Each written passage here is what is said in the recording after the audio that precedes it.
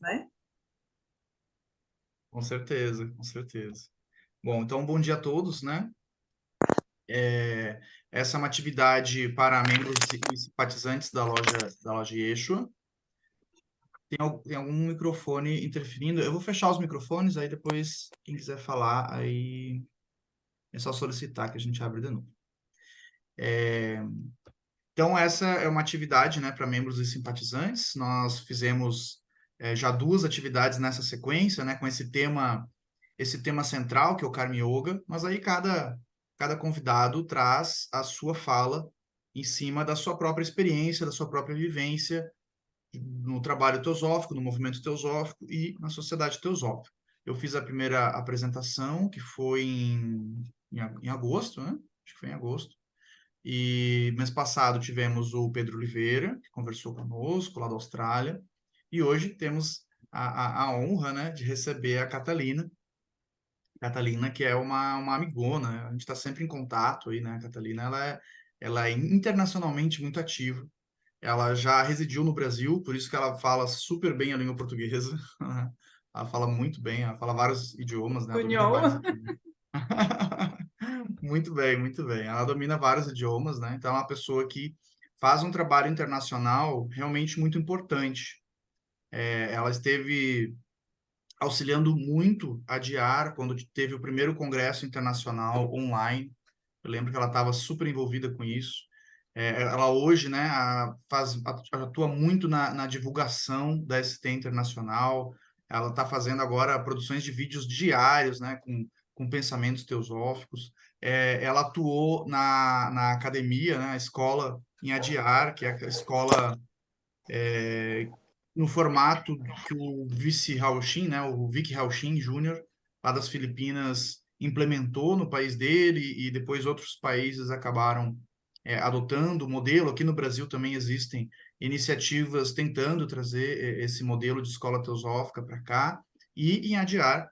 Então tem uma escola, né? E a Catalina, ela é educadora, ela é mestre em educação e ela atuou nessa escola. E hoje ela reside em Adyar já há uns 3, 4 anos já, né, Catalina? 4 anos mais, uns 4 anos. Quatro. 4 Quatro, sim. anos.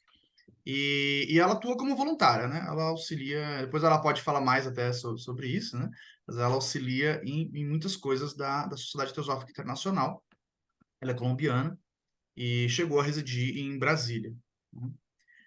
Então ela conhece aqui o Instituto Teosófico, né? Ela tem vários amigos aqui no Brasil. A gente não chegou a se conhecer pessoalmente, mas a gente se comunica bastante, né? Por causa do trabalho teosófico e amigos em comuns também, né?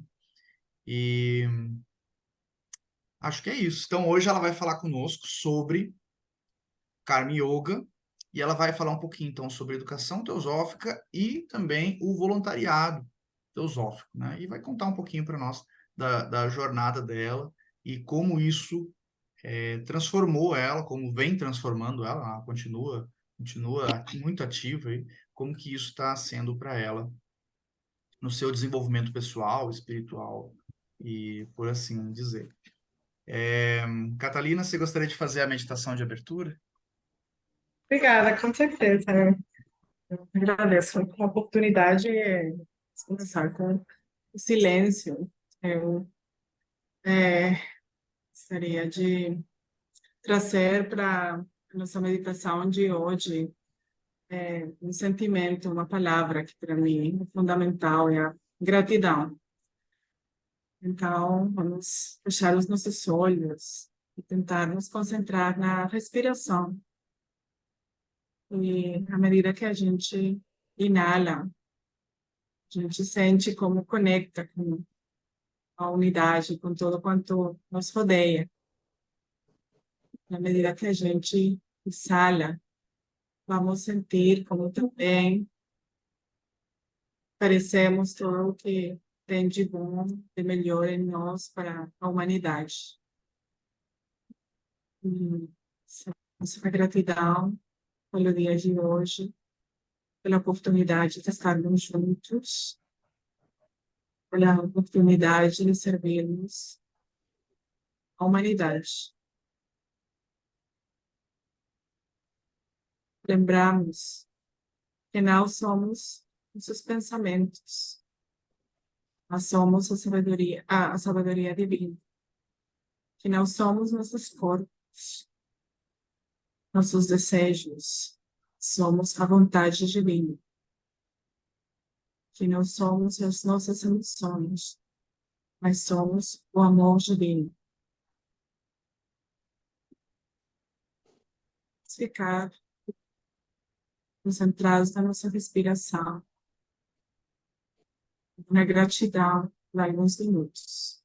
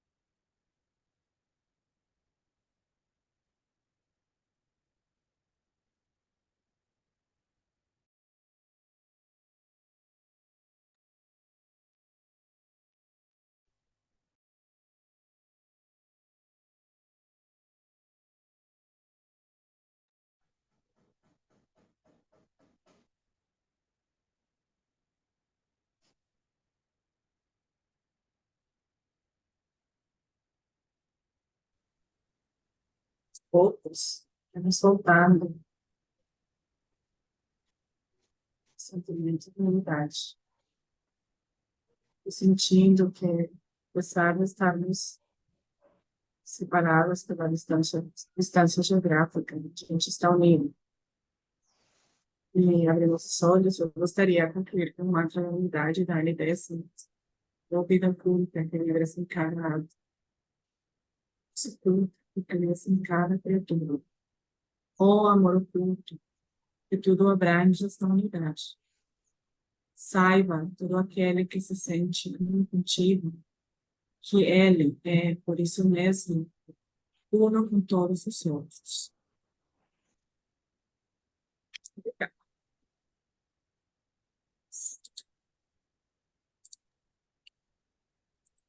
Ah, gratidão, Catalina. Fique à vontade, então, quando quiser começar a sua apresentação. Então, basicamente, eu agradeço novamente ao Charles pelo convite, pela oportunidade de compartilhar com vocês algumas coisas relacionadas à minha experiência na sociedade teosófica, especialmente com o tópico de Karma Yoga.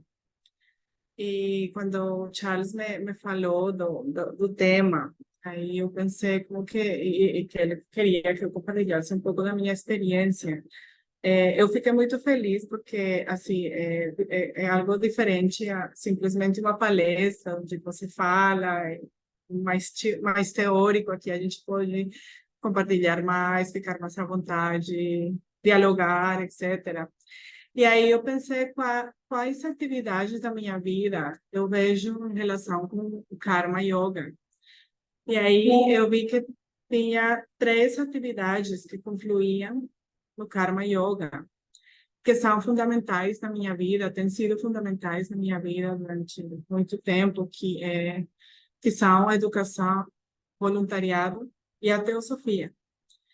E eu acredito que esses três conceitos, esses três aspectos da vida convergem no Karma Yoga, porque todos eles partem de um desejo de serviço, de uma ação que transforma, de uma prática que envolve o contato com o outro, e na qual, idealmente, a gente faz aquela atividade, seja um serviço teosófico, educação, ou voluntariado, com uma atitude altruísta, sem esperar nada em troca, que é o princípio do Karma Yoga, do Yoga da ação, segundo o Bhagavad Gita.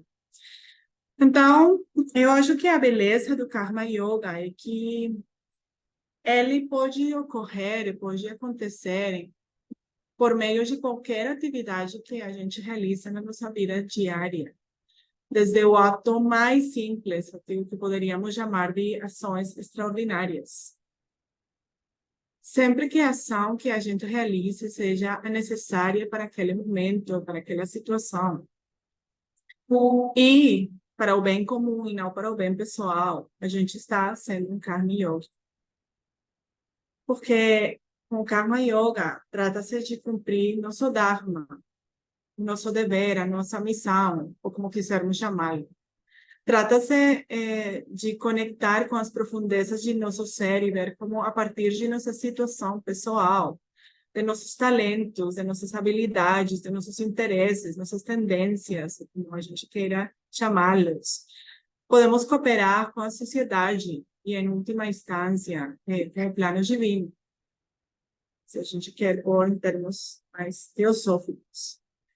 E no meu caso, como eu falava, eu encontrei que as expressões dentro da experiência da sociedade teosófica e em minha prática profissional também são a educação e o voluntariado.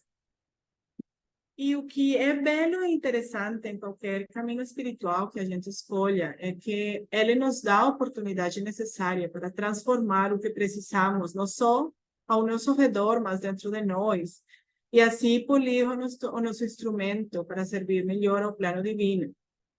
E nesse sentido, eu realmente acredito que uma das coisas mais importantes e esclarecedoras que o estudo da teosofia tem me proporcionado até hoje foi entender que tudo na vida faz parte do plano divino de evolução e que tudo que a gente faz nesta existência deve ser direcionado e orientado para esse plano divino. Todos nós contribuímos de maneira fundamental e não importa o tamanho das tarefas que vemos o tamanho das tarefas, às vezes quando a gente vê com os olhos da mera do materialismo, a gente pensa que tem algumas tarefas que são mais importantes que outras tarefas, que aquelas pessoas que têm um reconhecimento, fama, ou fazem grandes coisas, são as que realmente estão fazendo uma diferença e um cambio. Mas realmente, quando a gente entende a questão desde o ponto de vista do plano divino, a gente compreende que há um equilíbrio perfeito e que cada ser, cada tarefa é tão necessária quanto a outra. E acho que isso não só dá uma perspectiva mais ampla, mas também alivia um pouco o fardo que nosso egocentrismo nos impõe, de que apenas aquelas tarefas que são vistas no plano material como excepcionais ou valiosas são as que importam. E desde esse ponto de vista, quando agimos em conexão com o plano divino, quando compreendemos que tem algo maior do que a gente, compreendemos que estamos simplesmente facilitando que as coisas sigam seu curso natural. Então, o fardo, aquele de o que eu tenho que fazer é grandioso.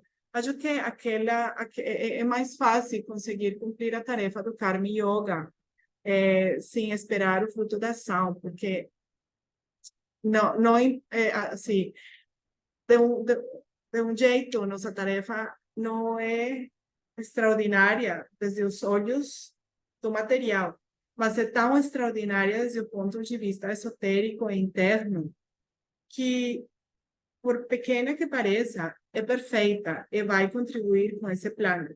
Se a gente conseguir se conectar com o que realmente está dentro da gente e é para contribuir.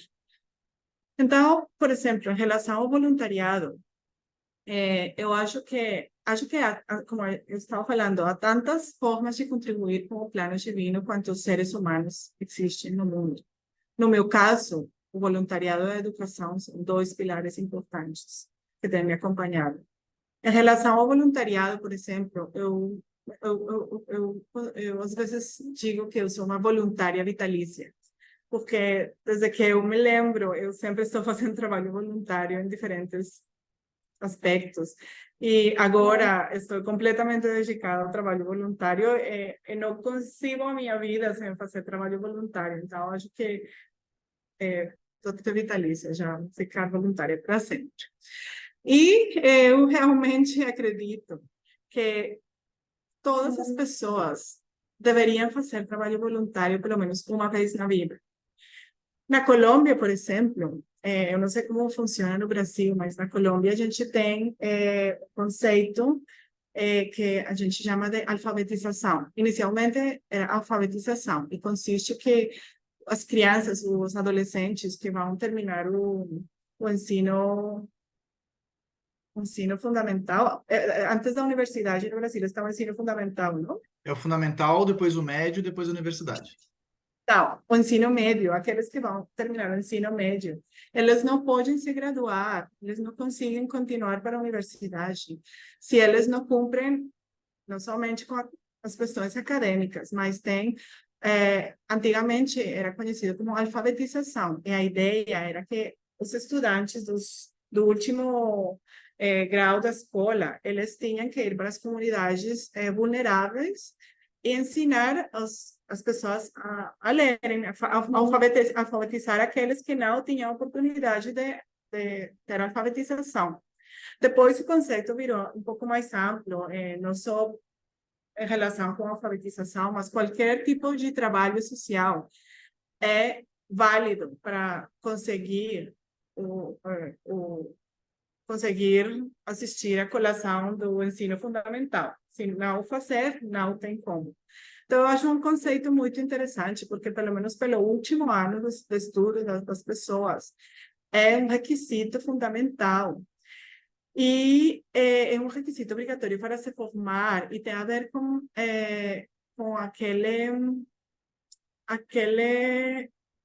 não só o aspecto de aportar à sociedade que a gente vive, que a gente atua, mas também acho que é uma ideia fundamental para formar o caráter do indivíduo, para criar consciência do que nos rodeia e construir uma sociedade mais fraterna, atenciosa, mais empática. E, como teosofistas, cujo primeiro objetivo está relacionado com a fraternidade, eu considero que o voluntariado, em algum momento de nossas vidas, é algo muito importante, porque tem a ver com o bem-estar dos outros, tem a ver com o fato de se doar, tem a ver com essa expressão prática da fraternidade e do serviço. A gente fala que na sociedade teosófica tem três pilares, que são o estudo, a meditação e o serviço. Então, acho que o voluntariado está intimamente relacionado com o serviço. O trabalho voluntário faz bem à comunidade, mas também faz bem à a pessoa que o realiza. Há um enriquecimento do ser, além do visível, não somente em termos do proveito que tem para aqueles que estão recebendo o trabalho voluntário, mas para o voluntário, se a gente entende que o impacto de nossas ações é maior do que o mundo físico que a gente vê, a gente sabe que tem outros planos de existência. É nesses planos da existência que o fato de realizar um trabalho voluntário tem um impacto para a gente também e para aquelas pessoas que são beneficiadas com o trabalho voluntário. Então, o trabalho voluntário é uma forma de transformar o mundo, é uma forma de autotransformação. Transforma mentalidades, transforma comportamentos, permite a gente estar em contato com outras realidades diferentes, crescer, exercer a cidadania, etc. E eu me sinto grata de poder ter dedicado grande parte da minha vida ao voluntariado exclusivamente, que não é fácil também, assim, a gente tem que sobreviver no mundo, tem que trabalhar, tem que fazer outras coisas, mas eu acho que realmente sou abençoada de poder, pelo menos atualmente, me dedicar completamente ao trabalho voluntário. E quando morei no Brasil também estava completamente dedicada ao trabalho voluntário. E aí, como eu falava, meu trabalho como voluntária começou muito cedo, quando ainda estava na escola, com crianças de orfanatos, onde a gente ia para ensinar, para brincar com elas, para compartilhar um jantar, sempre com muita alegria, com muita espontaneidade. E, no entanto, quando eu entrei para a Sociedade Teosófica, ele se tornou muito mais consciente e muito mais diversificado em muitos aspectos. Por um lado, com a organização da Tábua Redonda, eu acho que no Brasil tem ainda alguns grupos da Tábua Redonda, que é aquele grupo estabelecido pela Annie Besant, inspirado nos ideais da Tábua Redonda do rei Arthur, que é como se fala isso em português? É, eu esqueci, tipo, quando você tem as mudas das árvores, aí tem aquele local onde você cuida das mudas das árvores, para elas crescerem belas e fortalecidas. Então, eu não lembro Podar? da palavra. Podar? Não, é a Não, semente, onde você é, cuida das sementes, como se chama? Isso, em espanhol a gente fala semillero. Isso eu não sei o termo em português, eu esqueci. Mas, enfim, é tipo um jardim da infância dos cultivar, ideais cultivar. teosóficos. Sim, isso assim. Enfim. Então, essa é a tábua redonda. E também comecei a colaborar com as traduções de artigos de outras línguas, especialmente do inglês para o espanhol, com a finalidade de dar aos membros de língua espanhola a possibilidade de ter acesso a textos importantes da literatura teosófica, que ainda tem muita coisa só no inglês, em nosso próprio idioma. E essa é uma tarefa que eu ainda realizo e acho que eu vou continuar realizando, porque minha mente me der para isso. E a partir daí começou uma jornada que nunca mais me abandonou, de voluntariado, e por algum tempo o trabalho voluntário com a Sociedade Teosófica foi paralelo ao meu trabalho como professora, como editora e como tradutora na atuação profissional, não? Do dia a dia. Mas um dia aconteceu um evento que marcaria a minha vida para sempre, que foi um encontro luso-hispânico da Sociedade Teosófica no Instituto Teosófico de Brasília, em 2009.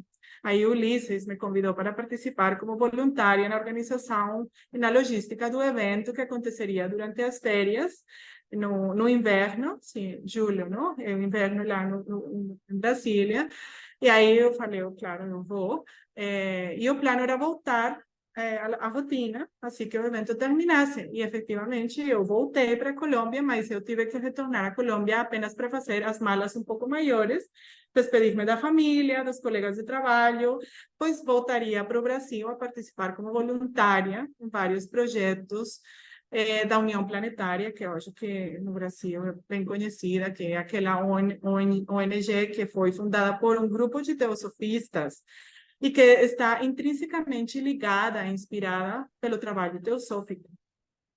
E também trabalhava na Sociedade Teosófica do Brasil. Então, durante quase 5 anos, atuei exclusivamente como voluntária e me dediquei integralmente às diversas tarefas que eram precisas na União Planetária, na TV Suprem, na Sociedade Teosófica, organizando encontros no Instituto de Brasília, o trabalho com as crianças carentes, com as embaixadas africanas, produção e apresentação de televisão, que eu nunca não tinha ideia disso, mas aí a gente aprende no dia a dia, e foi uma experiência muito enriquecedora, porque ela não só me permitiu concentrar toda a minha energia no serviço, mas também entrar em contato com muitas realidades, com uma cultura tão maravilhosa e tão rica quanto a brasileira, com pessoas maravilhosas que eu ainda considero parte da minha família planetária, eu chamo aquela família brasileira. Então, foi uma aventura muito boa, que me deu a possibilidade de ampliar os horizontes e as possibilidades de ação. E me convencer ainda mais que era realmente o serviço, o voluntariado, a atuação ativa na sociedade teosófica o que eu queria para minha vida. Mas, ok, quando eu retornei à Colômbia, em 2014, eu tive que continuar com o meu trabalho de professora e, paralelamente, com o trabalho voluntário da Sociedade Teosófica na Colômbia, que eu já vinha fazendo. E a esses trabalhos na Sociedade Teosófica da Colômbia foram acrescentadas as responsabilidades da natureza mais administrativa, as palestras, a edição da revista colombiana de teosofia, que ainda realizo, e outras coisas assim. Eu sei que vocês entendem, porque eu sei que vocês têm campo de ação muito parecido, e a gente está aí pronto para participar no que vier e no que for melhor e mais necessário no momento. Mas, mais uma vez, o voluntariado, a ideia de voluntariado, o interesse pela educação e o amor me trouxeram para adiar. Mas não só o amor pelo serviço, pela teosofia, mas também o amor por um indiano. Aí a gente acabou morando aqui na Sociedade Teosófica de Adyar. Ele também é voluntário da Sociedade Teosófica há muitos anos. Então, esse trabalho como professora que eu realizo desde os 18 anos de idade, mais ou menos, em diferentes áreas, tipos de instituições educacionais, níveis e disciplinas, também começou, assim, quando eu atuava como professora, na Colômbia, eu fiz em escolas, universidades convencionais. Mas, desde que começou essa prática de ensino mais formal, e com a influência da teosofia na minha vida, eu comecei a questionar muitas coisas sobre o sistema educacional e sobre o meu próprio ser no mundo como professora, como educadora. E eu sempre entendi a educação como um caminho de transformação também para o aluno, mas para o professor e para o mundo. E achava que o sistema educativo que prevalente não era o suficiente nesse sentido, e ao contrário de fazer com que as crianças florescessem, ele às vezes fazia com que as crianças ficaram mal, baixa autoestima, frustração, suicídios, um monte de coisas, bullying, que eu não concebia como que a educação, como que uma criança aos 7, 8, 9 anos de idade tem que viver essas coisas na escola, quando é um momento da vida que as crianças têm para só ser felizes, para curtir, para aprender, para ser livres. Então, aí eu comecei a procurar, a pesquisar, e a partir desse questionamento, os métodos e sistemas tradicionais, interessei-me em pesquisar métodos educacionais alternativos. E ao fazê-lo, eu me encontrei com... Eu surpreendi ao ver que três dos sistemas educacionais alternativos, dos quais eu me apaixonei quando eu estava fazendo a minha búsqueda, tinham completa relação com o movimento teosófico. Então, por exemplo, um dos primeiros que eu que tive contato foi a educação Waldorf, que acho que alguns de vocês devem saber que tem origem na antroposofia, que foi fundada pelo Rudolf Steiner, que, por sua vez, nasceu como uma dissidência dentro do movimento teosófico, mas que conserva muitos dos princípios da visão teosófica da constituição do ser humano. Por exemplo, a educação Waldorf, ela se baseia inteiramente na constituição septenária do ser humano, reconhece a importância da reencarnação, vê o ser humano por septênios, então os primeiros 7 anos, depois dos 7 aos 14, assim para adiante, e a cada um desses setênios está relacionado com a construção dos corpos sutis também, em diferentes aspectos da personalidade, da constituição integral das crianças. Segundo a antroposofia, por exemplo, um dos diferenciais do homem perante os outros seres da natureza é a sua capacidade de fazer escolhas conscientes. E então, um dos princípios da pedagogia Waldorf é formar indivíduos prontos para responder pelas próprias decisões, autônomos. Também a arte é muito importante, a expressão artística é muito importante, a liberdade de ensino, a não existência de notas, de qualificações, de competição. Cada indivíduo é visto como um ser único que tem o seu próprio ritmo de desenvolvimento e respeita isso na criança.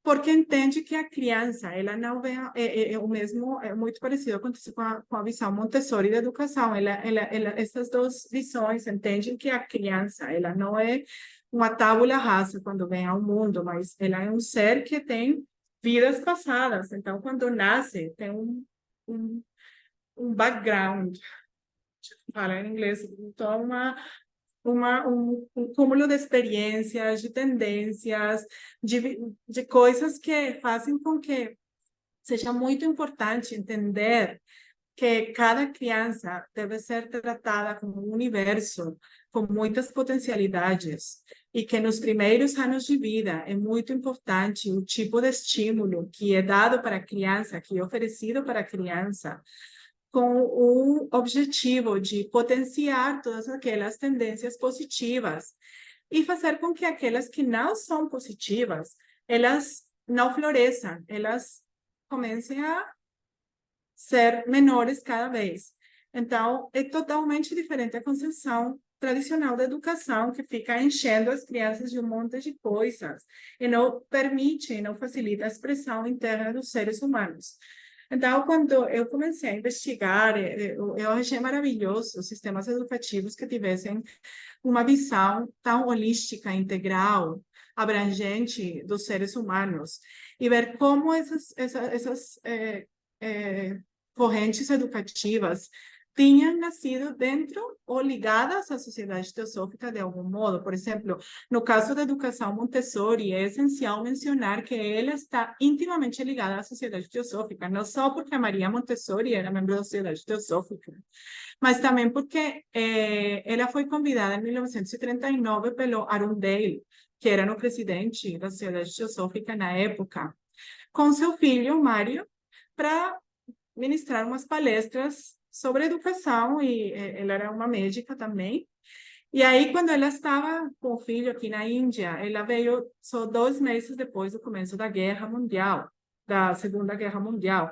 Aí eles não conseguiram voltar para a Europa. Aí eles ficaram morando 10 anos aqui. E grande parte desse momento que eles moraram na Índia foi aqui na Sociedade Teosófica de Adyar. Tem fotos da Maria, nos arquivos, tem fotos da Maria Montessori com as crianças sentadas aqui nos corredores da Sociedade Teosófica em Adyar. E fala-se que havia uma Montessori antes da Índia e uma Montessori depois da Índia, porque a Índia foi a possibilidade, e a sociedade teosófica foi a possibilidade para ela de elaborar um conceito cósmico de educação que visse os seres humanos como interrelacionados com a natureza, de acordo com um plano em escala universal e cósmica. Então, os ideais da teosofia coincidiam com os anseios da Maria Montessori de formar uma fraternidade universal para construir uma sociedade nova. E tem a terceira corrente educativa que eu descobri nessa pesquisa, que foi a visão de Krishnamurti sobre a educação, e que fala basicamente da necessidade de examinar os condicionamentos, de ver a realidade da inteligência, do autoestudo, e para ele a educação deve ser um processo de aprendizado para a vida, com um foco interno, e é um processo que deve treinar, acho que não é uma palavra muito krishnamurtiana, mas vamos usá-la, treinar para a compreensão da vida, e deve gerar reflexão e questionamento sobre as coisas, em todas as dimensões do ser humano. Então, de todos esses pilares que eu descobri, é que bebe a educação que a gente aplica aqui na Academia Teosófica de Adyar. Então, quando eu vim para a Índia, eu tive a oportunidade de vir para participar do projeto da Academia Teosófica de Adyar, que, como o Charles falou, tem aquela conexão com as escolas Golden Link das Filipinas. E o Vicente Rauchin esteve com a gente, ele iniciou o projeto, ele deu formações para as professoras que estávamos, nesse momento, encarregados de pôr o projeto a funcionar. E o que é chamado de educação transformativa, transformadora, mas acho que em espanhol seria transformativa, não sei se em português ficaria também, mas vamos chamá-la de transformativa. Em inglês eles chamam transformative education. Apela às necessidades da natureza dupla do ser humano, a personalidade externa, que deveria ser o quaternário inferior, e a individualidade, que é mais interna e que viria a ser a triada superior, se a gente fala em termos mais teóricos, teosóficos. E a personalidade seria o produto do ambiente, da educação, do condicionamento, todo aquele que o Krishnamurti fala, tudo aquilo que o Krishnamurti fala, que a gente tem que entender com a finalidade de transcender, e a parte interna, que é aquele que está em contato com o mais essencial do ser humano. Então, a educação transformativa é uma educação sem medo, sem comparação, é uma educação que promove a vida transcendente, que promove uma visão e uma compreensão da vida desde o ponto de vista espiritual. A educação transformativa procura oferecer aos estudantes um ambiente educacional sem competição, sem punição, sem comparação, baseada na cooperação, na fraternidade, e, portanto, voltada para a procura de uma sociedade mais justa, na qual seja finalmente possível tornar o ideal da fraternidade universal um fator vivo, que permita a cada ser humano desenvolver sua singularidade e seu próprio Dharma. A educação Waldorf procura atender a criança desde um ponto de vista mais personalizado. E eu acho que essa educação que a gente tem aqui na Academia Teosófica de Adyar, ela contém as melhores coisas de cada um desses sistemas. Ela não se foca somente na educação Waldorf, ou na Montessori, ou na Krishnamurtiana, mas o professor tem um contato, um relacionamento com a criança, e, ao ver a criança, vai aplicar as melhores coisas de cada uma para fazer com que a criança aprenda e prospere. Aí, eu me desculpo, tem um monte de fogos artificiais aqui, tem uma celebração. Não sei se tem muito barulho, mas... Ok. Então, esse tipo de educação procura desenvolver as faculdades latentes no ser humano. É uma educação que funciona através do exemplo, sem medo. É uma educação que procura o desenvolvimento de um caráter correto e a integração de valores fundamentais, como a sensibilidade, a empatia, uma atitude cuidadosa em relação ao meio ambiente, à sociedade, porque a escola não é só vista como a preparação para a vida, mas a escola é a vida mesmo. Então, não é que, assim, não só a escola está preparando as crianças para agir na sociedade, mas ela provê as crianças de um entorno no qual elas podem desenvolver no presente todas as suas habilidades e entender a vida de uma forma mais abrangente. Nesse sentido, por exemplo, o contato com a natureza é maravilhoso. Aqui a gente está rodeado de natureza e acho que isso é uma coisa muito importante. Eu lembro algumas das nossas classes, ciências especialmente, ou arte, a gente acostumava ir fora da aula e ficar sentada observando a natureza. E aí, aprendendo sobre a natureza, sobre os bichinhos, os insetos, as árvores, e é uma educação muito vivencial, porque a experiência é fundamental, é o que teoricamente chama-se de aprendizagem significativa. Tem as aulas de mindfulness, que é uma forma de trazer a criança para essa autoconsciência, esse viver o presente,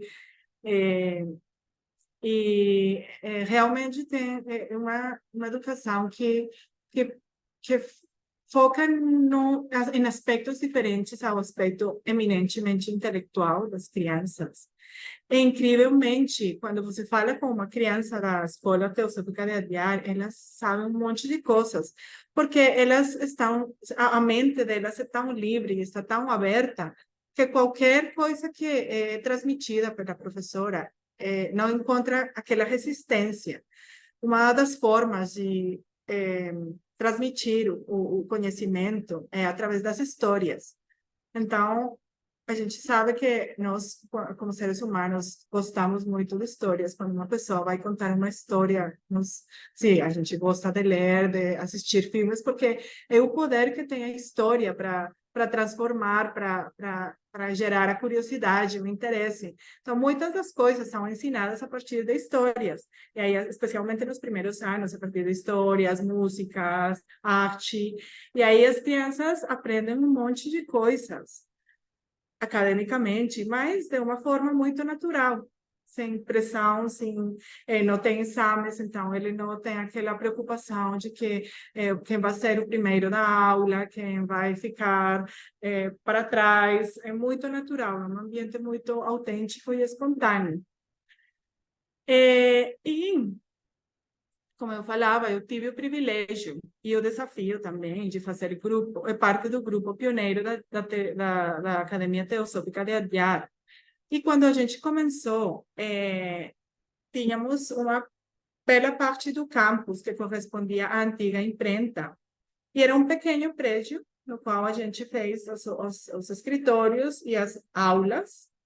E a gente começou com cerca de 35 crianças cujas famílias acreditaram no projeto. Mas hoje, depois de 4 anos, a escola tem mais de 120 alunos que formam parte da escola e aí tem se expandido. Então, as casinhas que ficavam do lado da escola, agora elas foram convertidas em aulas, tinha outros prédios que eram utilizados para outras coisas e aí tiveram que ser, as coisas que ficavam lá tiveram que ser trasladadas para outro local porque precisavam mais aulas. Então, realmente tem crescido muito.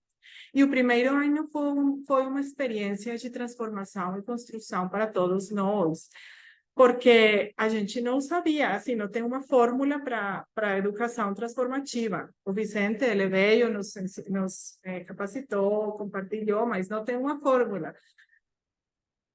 simplesmente você observa e você vai agindo de acordo com o que acontece, mas acho que assim, tem uma coisa muito importante, e a consciência do professor, do processo da autotransformação do professor para agir de uma forma espontânea. Então, por exemplo, no princípio, muitas das professoras que estávamos lá, eu acho que eu era uma das poucas que tinha experiência como professora, mas muitas das outras não tinham experiência nenhuma, porque o objetivo era que elas não estivessem condicionadas com todas as questões acadêmicas que muitos educadores trazem consigo.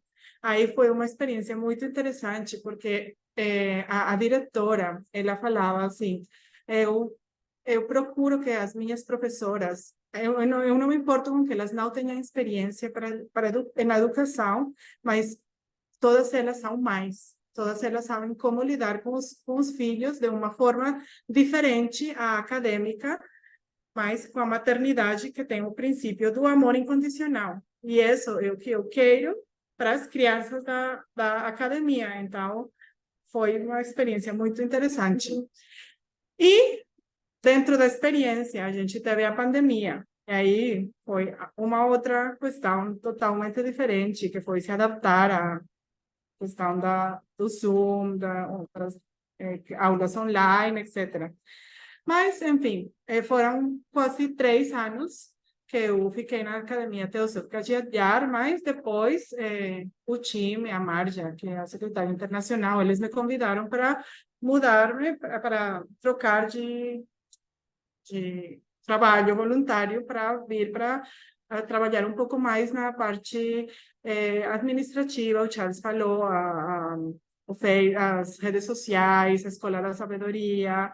Não sei se vocês estejam familiarizados com a Escola da Sabedoria. Escola da Sabedoria que é dirigida por Érica Georgiades, que é uma mulher brasileira que mora na Grécia, também uma pessoa muito ativa, muito maravilhosa. Ela não fica quieta nunca. Ela é a diretora da Escola da Sabedoria, e a Escola da Sabedoria é uma escola que fundada inicialmente pela Annie Besant, muito tempo, na época que ela era a presidenta, mas depois ficou quieta, e depois o Gina Rajadasa, em 1949, ele revitalizou a Escola da Sabedoria, e é uma oportunidade para as pessoas de outras cidades e outros locais, e de Chennai mesmo. Chennai é a cidade onde fica a Sociedade Teosófica, virem e entrar em contato com uma pessoa que conduz aulas durante 2, 3 semanas. Antigamente era meses, mas agora é 2 semanas. E elas têm um tema, e as pessoas vêm, compartilham durante esse tempo, pesquisam, e é tipo um retiro espiritual muito interessante, muito bacana. Então, eu também estou colaborando com isso. E, às vezes, ainda continuo assistindo a escola, mas muito esporadicamente. Mas viver em Adyar, além das oportunidades de serviço, de voluntariado, tem sido, sem dúvida, uma experiência muito transformadora, porque, simbolicamente, Adyar é o lar da Sociedade Teosófica. É tipo o centro, o coração que irriga para todos os outros órgãos do corpo teosófico, que são as outras sociedades teosóficas no mundo. A Radha Bhumie, ela nos lembrava que os fundadores procuraram muitos anos aqui na Índia, onde podiam estabelecer a sociedade teosófica. E depois de muitos anos, os fundadores internos que são os mestres da sabedoria, eles encontraram as condições internas e psíquicas adequadas para este local, que seria um centro espiritual a partir do qual as forças dos grandes seres se estenderiam para fora, e as influências superiores acompanhariam cada carta, cada palavra pronunciada aqui. Então, adiar é a possibilidade de viver, trabalhar expandir as fronteiras da família. Aqui tem uma família internacional de pessoas que vêm de todos os cantos do mundo, da Índia. Também tem o local onde moram muitos seres vivos assim, tem árvores e plantas que não são só da Índia, nativos da Índia, mas os membros, acho que era o Jinarajadasa, ele tinha a ideia de que os membros dos diferentes locais trouxeram plantas próprias do local. Então, tem alguns locais onde tem plantas africanas, da Nova Zelândia, enfim, um monte de locais, os animais, os insetos. É realmente um microcosmo no meio da cidade de 10 milhões de habitantes, que é Chennai. Então, realmente Adyar é um local de peregrinagem. Como você fala em português? Peregrinagem? Peregrinagem? Peregrinação. Peregrinação. Oh, é mais Peregrinação. parecido ao espanhol que ao inglês. De peregrinação. Estou traduzindo do inglês para português, engraçado. É um local de peregrinação para muitas pessoas. E não é só uma peregrinação física, mas é uma peregrinação interior. E uma peregrinação que traz consigo uma mudança interior. Então, basicamente, acho que não só o fato de morar em Adyar, de atuar na educação, de atuar no voluntariado, tem me permitido ampliar os horizontes e aplicar esse terceiro pilar do serviço, mas acho que é algo que tem dado total sentido à minha vida e que me motiva cada dia para continuar da melhor forma, para tornar este mundo um lugar melhor na medida das minhas possibilidades, que podem ser tão limitadas quanto as minhas limitações. Mas que também me permite contribuir um pouquinho a realizar a missão da Sociedade Teosófica. Outro dia a gente estava falando com o Marcos Rezende, que a missão da Sociedade Teosófica, que foi estabelecida em 2018, é muito recente, não é tão conhecida quanto deveria. Então, eu quero lembrar um pouquinho aqui a missão da Sociedade Teosófica. Eu vou ler, eu não sei, eu fiz a tradução do inglês ao português, eu não sei exatamente se eu vou dizer as palavras corretas, exatas, mas eu vou tentar. A missão da Sociedade Teosófica é servir a humanidade cultivando uma compreensão e uma realização cada vez mais profunda da sabedoria temporal, ou a sabedoria eterna, da autotransformação espiritual e da unidade de toda a vida, bem como do propósito primordial da própria vida. Então, acho que está muito relacionada com a prática do Karma Yoga. E acho que para qualquer pessoa que considera sua existência como a do Karma Yogi, a ação correta é uma forma de oração, é uma forma também de integrar a parte devocional, porque tem os outros tipos do karma dentro da visão hindu, a parte devocional, a parte, a parte meditativa. Então, acho que quando a gente consegue realmente, assim, eu não estou falando que eu consigo realmente, estou tentando, mas acho que o caminho do Karma Yoga é um caminho muito, muito lindo e muito inspirador, porque eu sinto que assim, eu tenho sinto uma conexão muito forte com a figura do Bodhisattva. E eu sinto que o caminho do Karma Yoga tem uma profunda conexão com o caminho do Bodhisattva, porque eles, aqueles seres maravilhosos, eles atuam assim, eles renunciam à iluminação para voltar, para assistir à humanidade. Isso para mim é uma questão totalmente inspiradora. Acho que se tem algum sentido em atingir a iluminação, para poder vir e assistir a qualquer ser que precise, porque finalmente todos vamos atingir aquele ponto, mas assim, o Annie Besant falava que tem aquela montanha, ela tem a imagem da montanha e que tem um ponto de luz no topo da montanha. Aí tem várias opções, a gente fica subindo a montanha em círculos, círculos, às vezes cai, vai para trás, ou a gente pode ir no caminho reto, mas que é muito, muito mais complicado, porque ele vai direto para cima. Mas, assim, eu acho que essa intenção, se a gente tem essa intenção de chegar acima, é para poder voltar e estender a mão para aqueles que ainda estão no caminho e fazer com que eles consigam atingir acima mais rápido.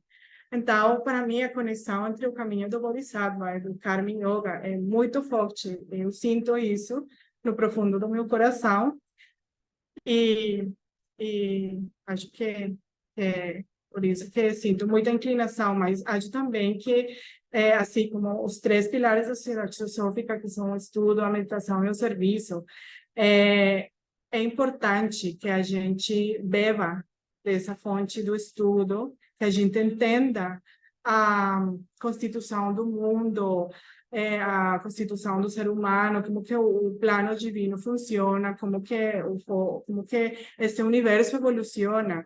É importante que a gente entenda tudo isso para fazer um melhor serviço. É importante também a meditação diária, porque a meditação, esse alimento que nos ajuda a conectar com esse aspecto divino em nós. Então, eu acho que os três caminhos não são excluintes, dependendo da pessoa e também do momento da vida. A gente pode ir por um caminho mais que pelo outro, mas os três constituem uma unidade em direção acima da montanha, ao topo da montanha. Então é isso. Eu queria só, antes de abrir para comentários, etc., eu só queria compartilhar com vocês algumas imagens da escola e dia a dia, para que vocês tenham uma ideia dos locais que eu estava mencionando. Então, não sei se eu consigo compartilhar minha tela.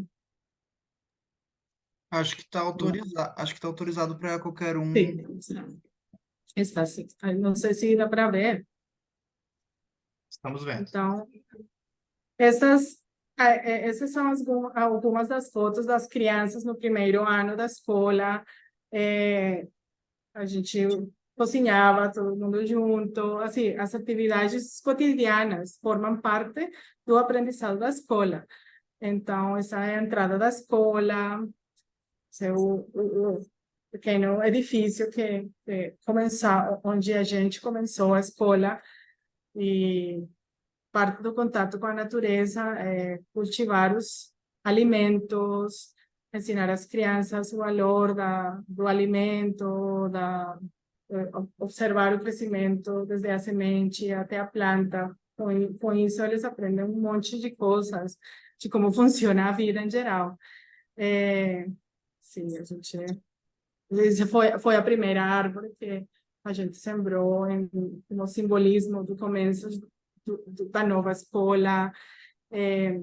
Tinha nossa mascota pessoal, que era um camelo, agora ela morreu, mas aí ela ficava visitando a gente, as crianças ficavam interagindo, coisas que você não vai viver normalmente numa escola tradicional, convencional, mas que realmente marcam as crianças. Isso foi no ano 2019, e tem uma semana que eu fui na escola, eu fui visitar a escola para ensinar uma música em espanhol para as crianças. Aí uma das crianças que na época tinha, sei lá, 4 anos, agora está com 8 quase. Ela estava falando, você lembra do camelo que a gente visitava? E começou a lembrar, assim, são coisas que ficam para sempre no coração das crianças, que não são convencionais. Aqui as crianças, por exemplo, elas estão fazendo jornal da natureza. Elas têm um jornal da natureza, elas vão, observam as plantas, os detalhes das árvores, das folhas, pegam do chão aquelas coisas que eles consideram mais representativas, mais importantes, especiais, e fazem o jornal completo, os desenhos, é bem bonitinho, tem as celebrações, tem todas essas brincadeiras que estão são parte da própria natureza, são partes de árvores velhas que caíram, aí a gente construiu um ginásio para as crianças, a arte é muito importante no desenvolvimento, como a gente falava, com a influência da pedagogia Waldorf, os círculos, a gente tem uma coisa na manhã que é o círculo da palavra, e a gente se senta num círculo e começa a compartilhar as coisas do dia anterior, ou a professora põe um tema e a gente discute baseado nesse tema, e o Vicente estava visitando a gente, o Vicente Rauchin, das Filipinas,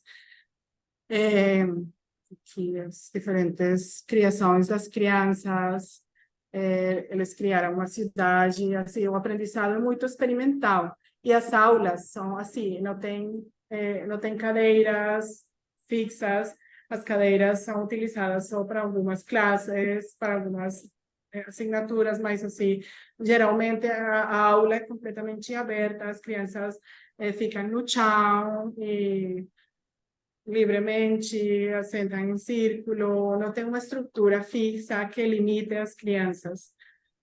E dependendo da inclinação da criança, tem alguns momentos que o trabalho é por grupos, dependendo que o interesse da criança. Tem outros momentos que a gente trabalha em uma coisa comum, mas vai depender. Então, as histórias são muito importantes, como eu falava, a observação da natureza, enfim, tem um espaço onde as crianças simplesmente brincam, mas é uma brincadeira guiada, tem certas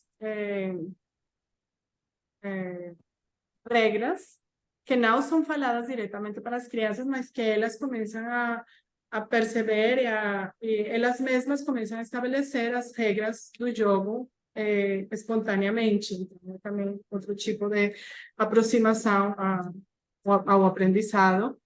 Essas já são fotos de Adyar, tem casinha da Federação Mundial dos Jovens Teosofistas, a livraria, os manuscritos antigos, em Pali, diferentes línguas antigas, tem um hall com representações muitas das religiões do mundo,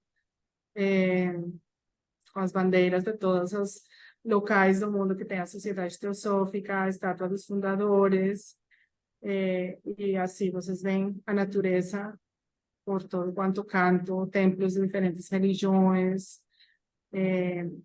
enfim, diferentes espaços para a gente ficar. Quando vocês vierem aqui em Adyar, vocês vão poder ficar nesses locais. Essa acomodação tipo ocidental. Tem um local chamado Bimat, que é um local onde são atendidos animais vulneráveis, então eles são cuidados, tem cavalos, tem outro camelo, tem um monte de animais diversos. A natureza é simplesmente maravilhosa, para onde você olhar tem coisas maravilhosas, flores, árvores, toda classe de animais, enfim. Essas são algumas das fotos de Adyar.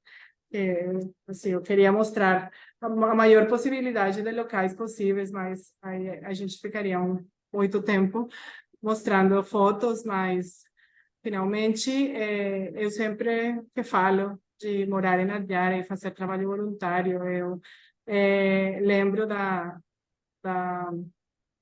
do convite da Anibes da gente trabalhar para Adyar, que é a Casa dos Mestres, o Lar dos Mestres. E, enfim, é isso. Obrigada, desculpa aí pelo portunhol às vezes. Enfim. A Catarina, nós que agradecemos.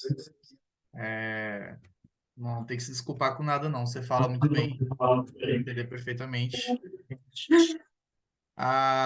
algumas palavras. A educação transformativa, o livro foi traduzido aqui como educação transformadora mesmo. Ah, ok. Tá. Eu vi que você ficou na dúvida. Bom Esse livro, saber. tem um livro, né, que foi publicado, né, do Vic. Aham. Entendi. Ah, É, que bom saber, transformadora, tá. o livro já está disponível aqui pela editora Teosófica aqui no Brasil. Ah, enquanto eu não sei se o pessoal tem perguntas, eu vou fazer um comentário. Eu queria fazer uma pergunta para você, que um pouco você já respondeu a pergunta que eu estava formulando, que você falou dos três pilares da sua vida e depois você falou dos três pilares do trabalho teosófico, né? Que é estudo, serviço e meditação. E você falou no início da apresentação dos três pilares da sua rotina, né? Que seria a educação, o voluntariado e a teosofia. Aí eu não sei como que o que você queria dizer por teosofia, né? Se era sociedade teosófica, se era estudo, se era...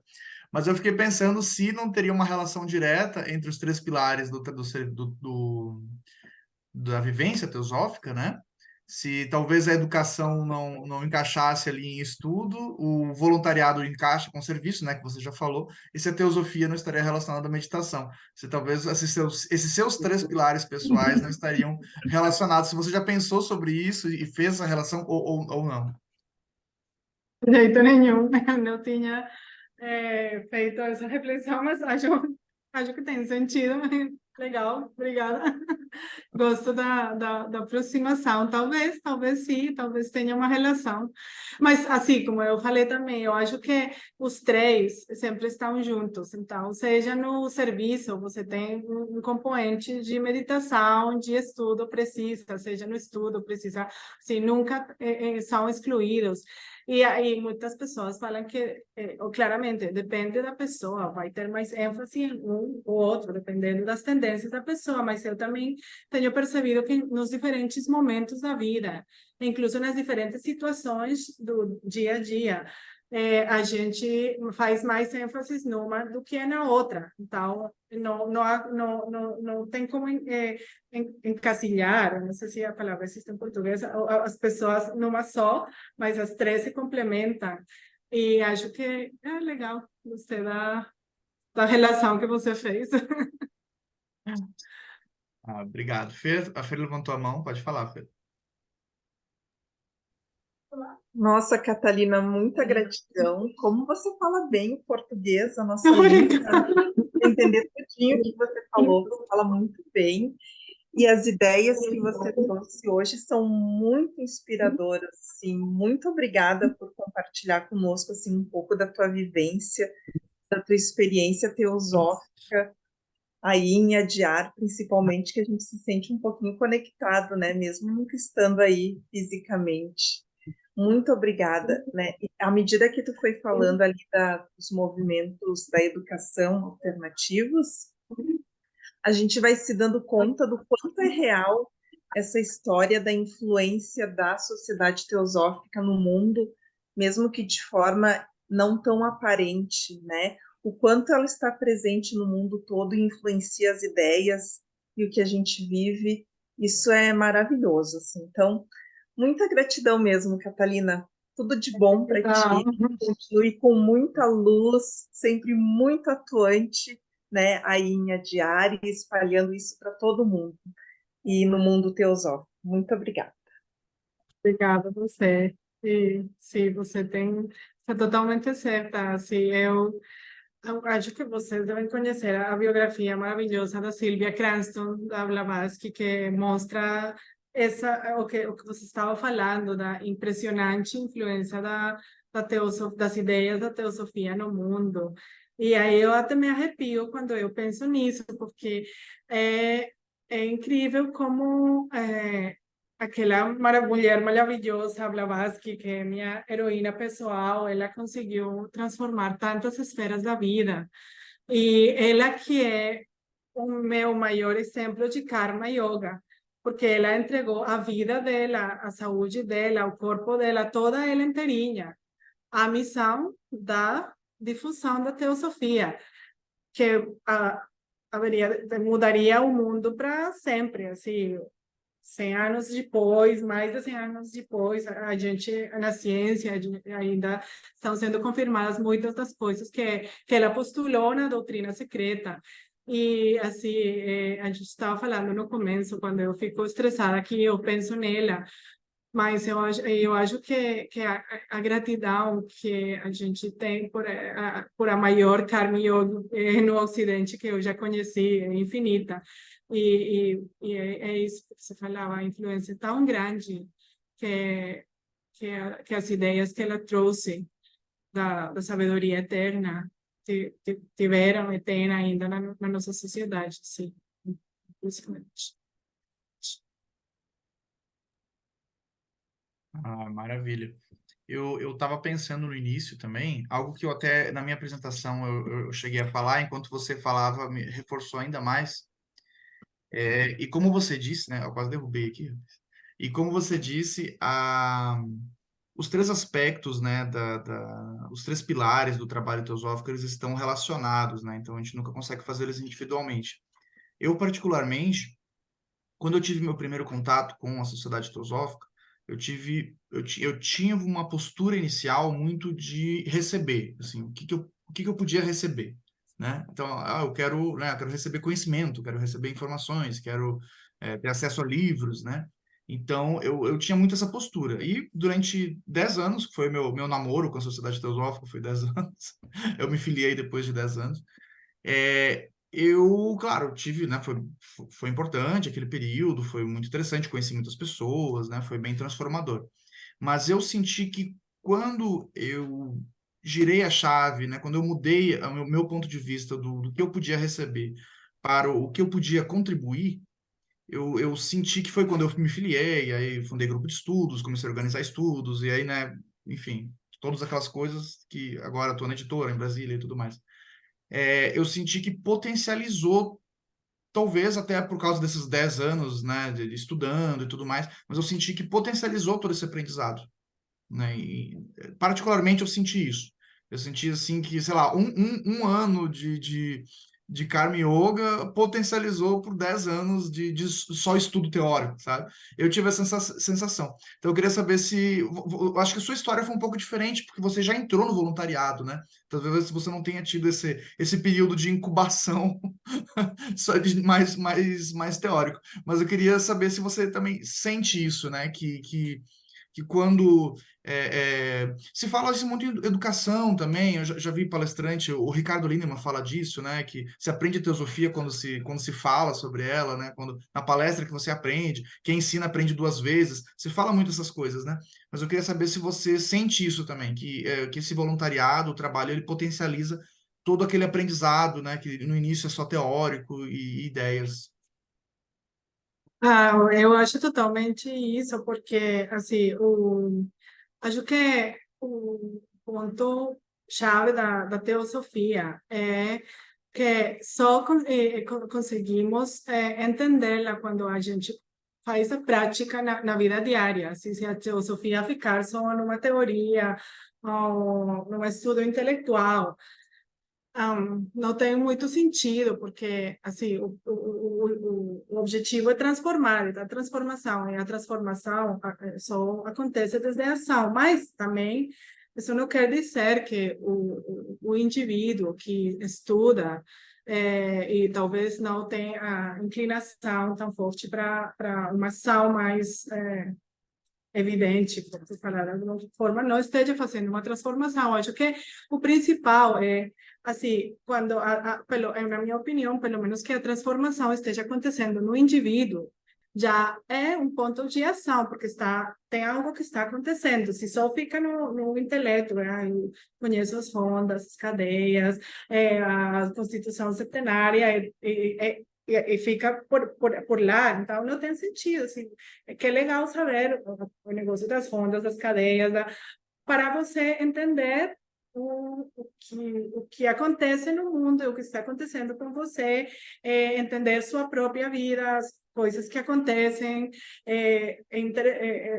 pelo menos quando eu consegui, me aproximei da noção do karma, a minha visão mudou completamente, porque eu entendi um monte de coisas que eu achava injustiças na vida, porque, mas se só ficasse no karma, o karma é isso, mas eu não aplico na minha vida, aí que eu acho perigoso.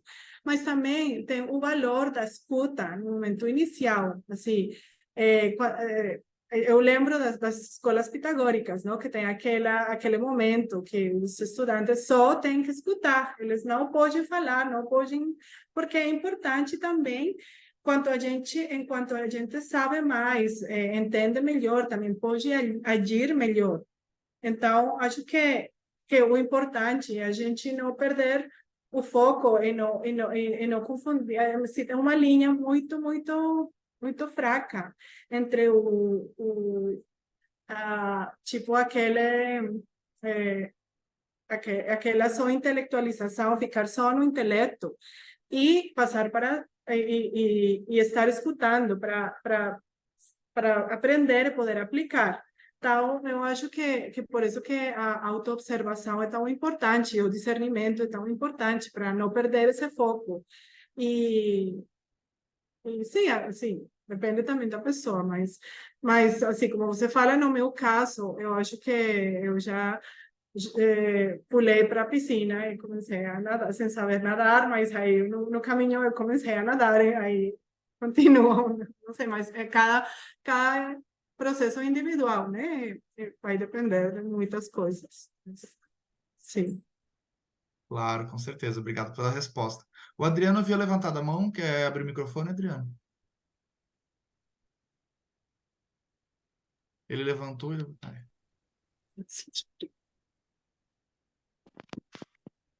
Oi, bom dia a todos. Bom dia, Catalina. Oi, Adriano. Bom, então, bem interessante, bem bacana a tua explanação, a tua exposição aí, eu gostei, estou gostando bastante. E realmente essa questão do... é, é, normalmente os teus ofícios, ou qualquer buscador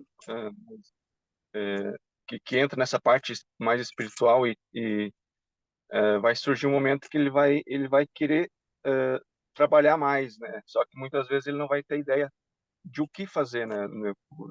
Existe aquela vontade, desperta aquela vontade, né, nele, né? Ele tem conhecimento de algo grandioso que existe por trás desse plano divino, mas ele não consegue, talvez, saber onde ele vai se encaixar para ser mais efetivo, né, no serviço, no trabalho. Então, isso dá talvez uma certa angústia inicial, assim, inicialmente nessa parte, porque ele não consegue saber o que ele pode fazer para ajudar, né? Então, mas é como tu disseste, então a gente fazendo talvez poucas coisas, né? Fazendo o essencial, o básico, né? A gente acaba sendo efetivo, porque nós estamos agindo de acordo com uma onda, né? A maré está indo para algum lugar, né? A natureza está indo para algum lugar, né? E a gente tendo essa ideia de que estamos indo de acordo com essa maré, né? O pequeno esforço que nós fazemos, eu acho que vai ser grandioso no final, né? Porque estamos em unidade com isso tudo, né? Então é interessante isso, é a forma como tu colocaste isso. Outro ponto também que eu achei muito interessante, essa parte da própria pedagogia, o Waldorf, né? Então, que a gente até ontem eu fiquei sabendo de um caso aqui no Brasil aqui, que saiu na mídia de uma jovem. Ela era uma jovem homossexual, né? E ela acabou, talvez até por alguma influência religiosa, aqui no Brasil tem o que chamam de cura gay, é mais ou menos isso que promulgam aqui. E ela acabou entrando nessa onda dessa cura para isso, enfim, que isso colocam, incutem na cabeça das pessoas que é uma doença, que é algo né, que tem que ser curado, e ela acabou entrando por essas veredas aí e acabou se suicidando, né? Então, talvez se esses jovens tivessem o conhecimento dessa pedagogia, dessa forma de educação que visa trazer a alma, a expressão da alma de cada um, né? Então, ela teria a vida talvez ceifada, né? Ela poderia ter, enfim, ela poderia ter colocado mais essas potencialidades da alma dela para fora, enfim, ela poderia ter, enfim, essa forma de educação, eu acho que ela, cada vez que ocorre isso, eu penso, né, se isso tivesse mais acesso no mundo, né, seria tudo diferente, né? Então, não existiria esse tipo de cristalização de condicionamentos, né? Essa cultura é, pobre, vamos dizer assim, espiritual pobre, enfim, né, das pessoas acharem que isso é uma doença e não darem uma olhada para a alma de cada um, né? E saber que ali tem potencialidades que podem se expressar de várias formas, né? Enfim. Então, isso que tu colocou também, já fiz um link com o que ocorreu, né, nessa. Mas muito interessante a tua exposição. Eu só agradeço. Obrigada, Adriano. Sim, realmente o que você fala, é preciso uma mudança na educação. E, assim, quando você trouxe a questão da menina, imagino que o negócio da cura gay, claramente, deve estar relacionado com a visão religiosa muito conservadora. E acho que a teosofia traz também esse ponto de que deixa em evidência como as religiões, elas têm aquele aspecto esotérico que é comum a todas as religiões, mas que pelas interpretações de cada indivíduo, ela vira uma coisa totalmente diferente. E parte dessa educação teosófica é pôr em evidência que a religião é uma coisa mais perto da unidade, da comunhão, do que da separação, da separatividade. E é uma coisa que nós, como teosofistas, eu considero que a gente tem que trabalhar muito nisso, porque ainda, tristemente, a nossa sociedade está muito limitada pelos sectarismos, pelas visões do mundo voltadas à separatividade desde o ponto de vista religioso, que é totalmente oposto. Mas sim, é muito triste que isso aconteça. E eu fico muito feliz quando eu escuto falar, por exemplo, tem uma menina da Argentina que esteve nas Filipinas e agora está aqui na academia, que ela veio para entender esta educação e trabalhar, começar uma escola teosófica na Argentina. Aí sei que no Brasil também tem uma iniciativa parecida.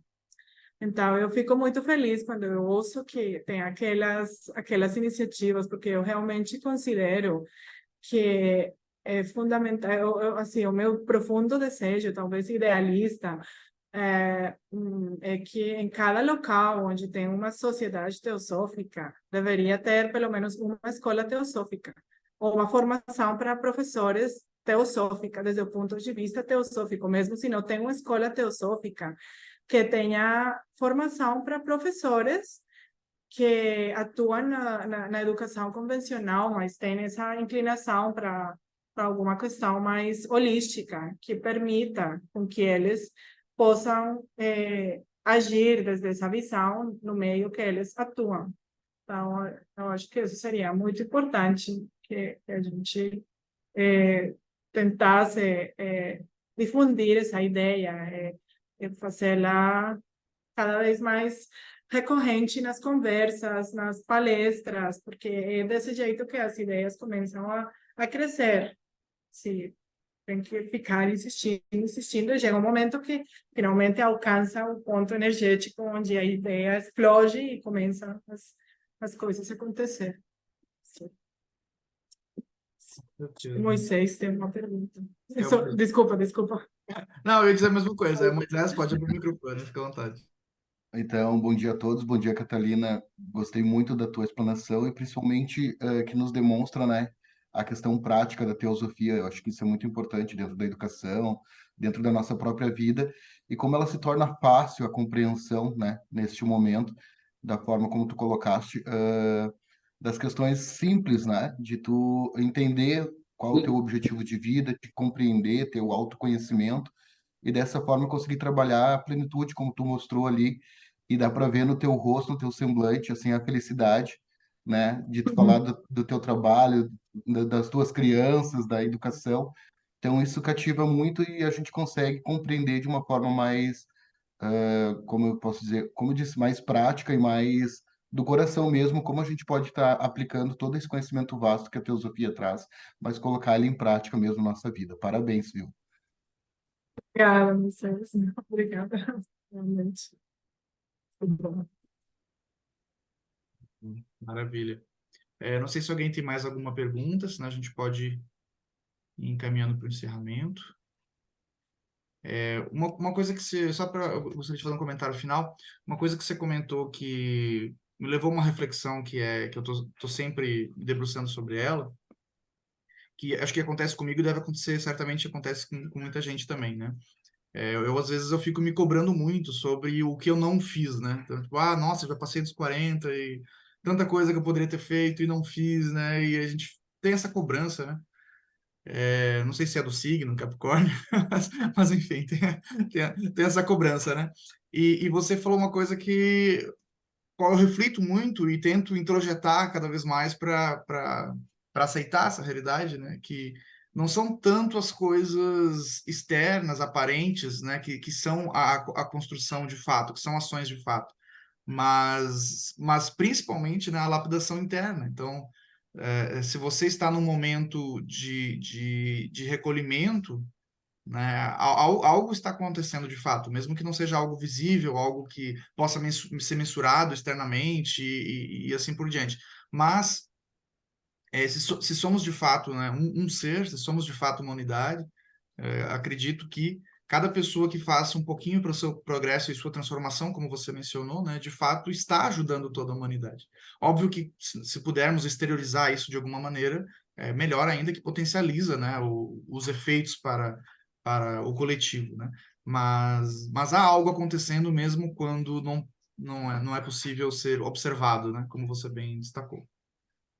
Pois é, sim, eu concordo. E eu acho que essa cobrança é o produto da educação que a gente viveu, porque é o produto daquela educação na competição, daquela educação o primeiro da aula, etc, etc.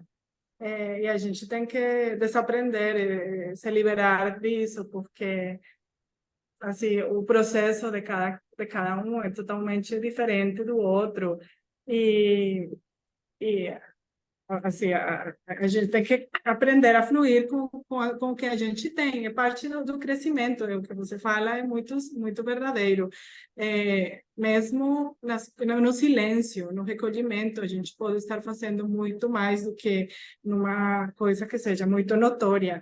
Eu tinha um professor na universidade que eu sempre admirei muito e ele ainda está vivo, ele costuma falar que as maiores almas da humanidade têm passado em silêncio. E a gente nunca saberá os seus nomes, nunca saberá que eles sequer existiram, mas eles, no silêncio, no trabalho, eles conseguiram fazer as maiores obras da humanidade. E aqui em Adyar é muito simbólico que tem um monumento para todos aqueles trabalhadores teosóficos anônimos que tem passado pela sociedade teosófica e que a gente nunca vai saber os nomes, o que eles fizeram, mas que realmente são aqueles que sustêm, que são o alicerce do trabalho teosófico. Assim, acho que isso é fundamental e também libera muito a gente, porque quando a gente tem essa pressão que vem dessa construção da competitividade que a gente tem desde criança, a gente fica muito estressado por tudo na vida. E aí, quando a gente libera, tanto faz, assim, sempre que a gente pensa, eu penso, não vou deixar essas pressões da sociedade, assim, não é tão fácil, obviamente, né, de construir todas essas coisas, mas é uma liberdade, assim, você não se importa se você ganhou reconhecimento ou não, aí consegue fazer a real labor do Karma Yoga, que é agir sem esperar o fruto da ação, e é tão liberador, Porque se você não se importa com isso, e ainda mais, toda a energia que você investe em se preocupar com essas coisas pode ser utilizada em algo muito mais produtivo.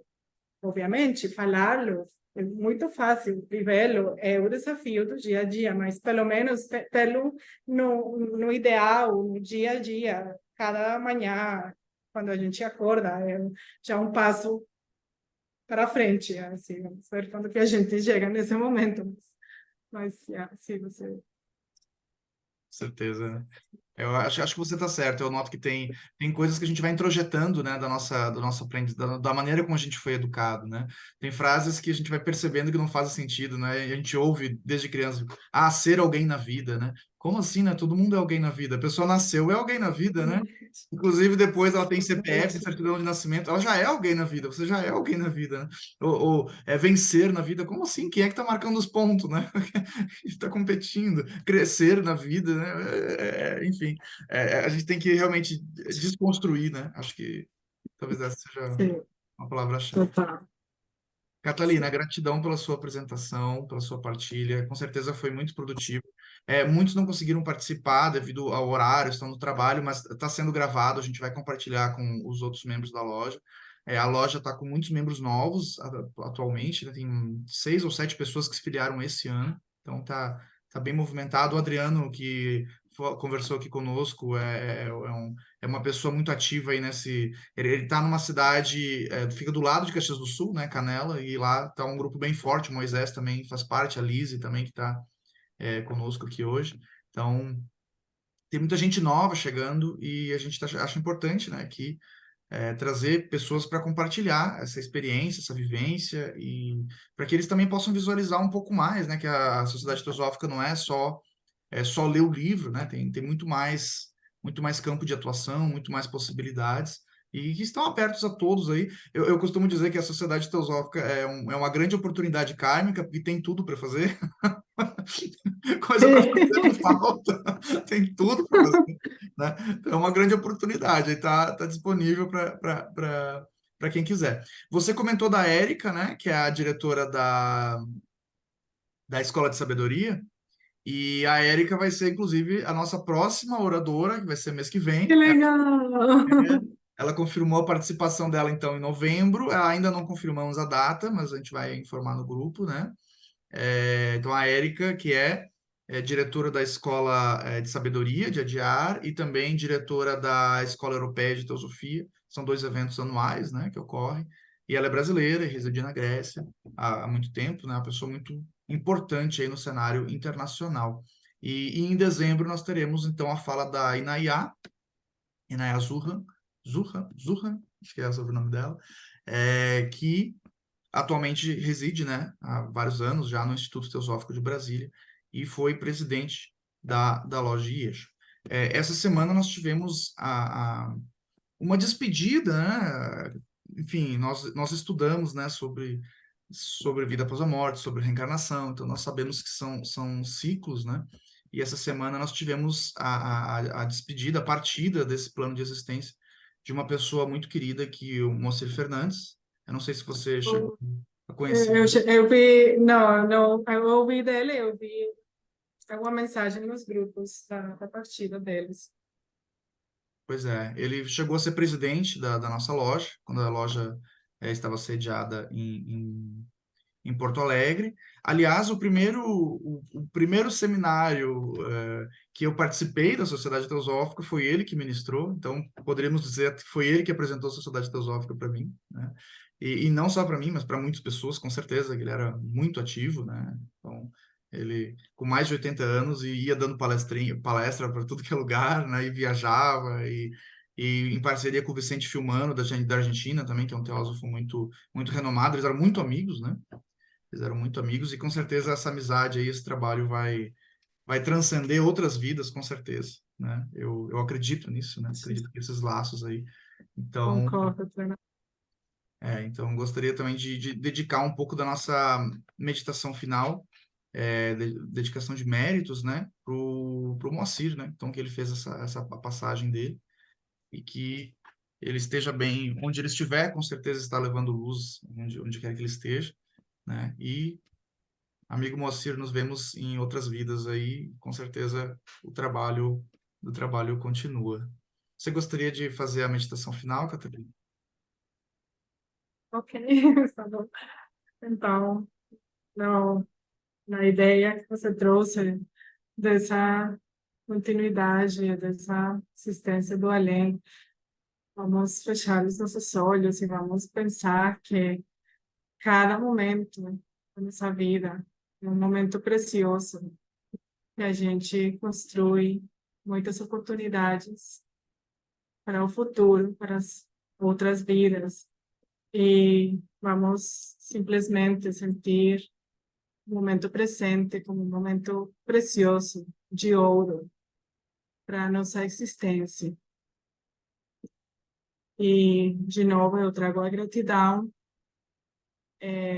por todos aquelas pessoas maravilhosas, como o nosso irmão que nos deixou, ele e todos os trabalhadores teosóficos. Então, vamos enviar pensamentos de luz, amor, boa vontade para todas essas almas desencarnadas que continuarão o serviço em outros planos e em algum momento quando voltem para esta existência.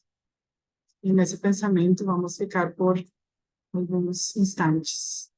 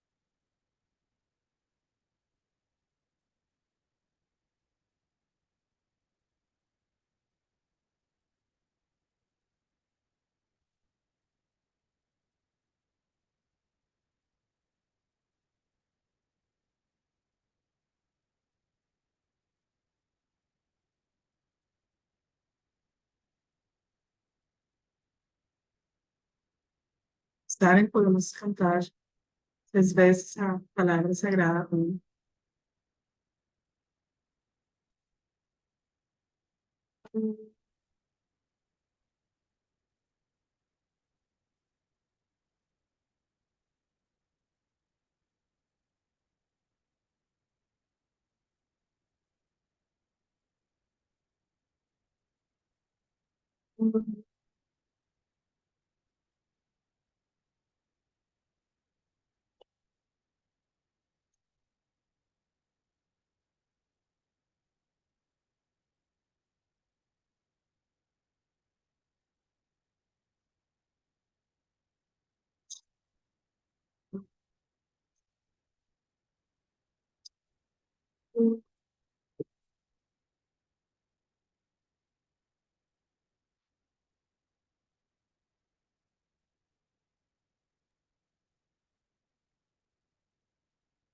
Obrigado, Catalina. Obrigado a todos os presentes. Bom final de semana a todos. E seguimos juntos nesse trabalho e aprendizado. Somos um. E só uma petição que eu tenho, quando for para a reunião com a Erika, você pode compartilhar, é Sim, o mesmo link. é o mesmo. Ok, Eu mando para você. ok. Mas se puder, eu queria participar. Vamos ver se Mando dá, sim, mas com eu certeza. gostaria. Sim, Claro, com legal. certeza. Obrigada. Obrigada.